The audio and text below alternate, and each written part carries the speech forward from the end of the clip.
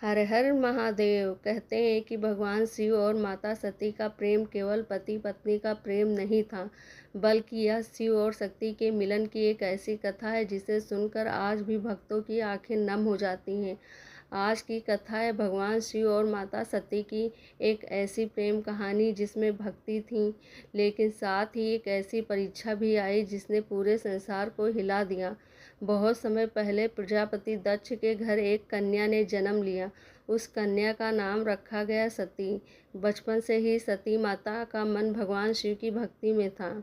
जहाँ दूसरी कन्याएं खेलती, वहीं सती भगवान शिव की पूजा करती। वह मन ही मन कहती, हे महादेव, मैं आपको अपने पति के रूप में चाहती हूँ। मेरे मन में आपके अलावा किसी और के लिए स्थान नहीं है। माता सती ने भगवान शिव को पाने के लिए कठोर तपस्या की। उनकी तपस्या से प्रसन्न होकर भगवान शिव उनके सामने प्रकट हुए। महादेव ने कहा, देवी, मैं तुम्हारी भक्ति से बहुत प्रसन्न हूँ। तुम्हारी इच्छा पूर्ण होगी। और फिर भगवान शिव और माता सती का विवाह हुआ। भगवान शिव बारात लेकर माता सती के घर पहुँचे। उनकी बारात देखकर सभी आश्चर्यचकित थे। कहीं भूत प्रेत, कहीं गढ़, कहीं योगी, और भगवान शिव स्वयं भस्म लगाए थे, लेकिन माता सती की आंखों में केवल प्रेम था। उन्होंने महादेव को देखा, उनके चेहरे पर मुस्कान आ गई।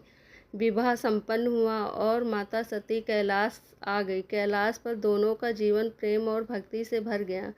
माता सती महादेव की सेवा करती और महादेव उन्हें ज्ञान और धर्म की बातें बताते। लेकिन माता सती के पिता प्रजापति दक्ष को भगवान शिव प्रसन्न नहीं थे। दक्ष को अपने पद और वैभव का बहुत अहंकार था। उनको लगता है कि भगवान शिव उनके योग्य नहीं हैं।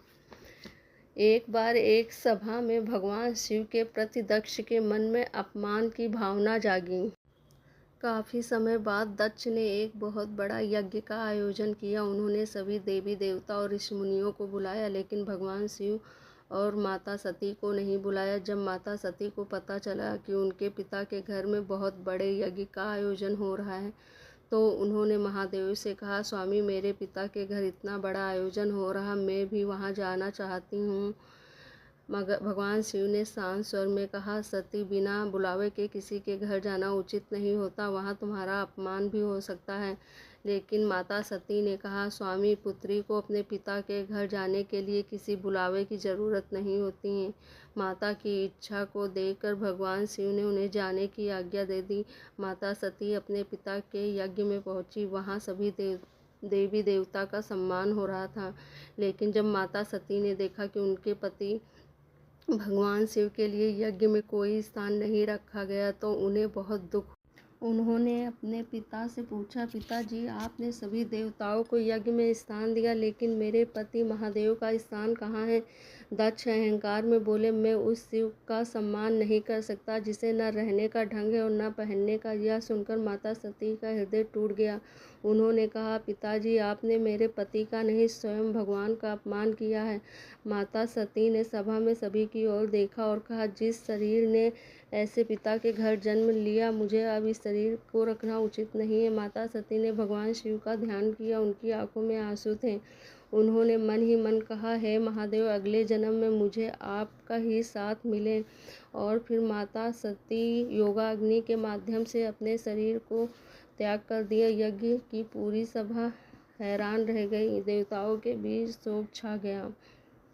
जब यह समाचार भगवान शिव तक पहुंचा तो महादेव का हृदय दुख से भर गया।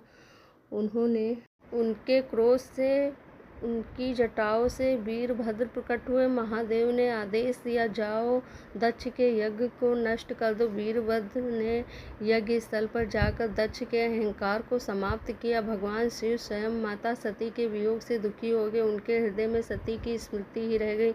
माता सती का प्रेम समाप्त नहीं हुआ। उन्होंने अगले जन्म में पार्वती के रूप में जन्म लिया और फिर उन्होंने कठोर तपस्या करके भगवान शिव को पति के रूप में प्राप्त किया।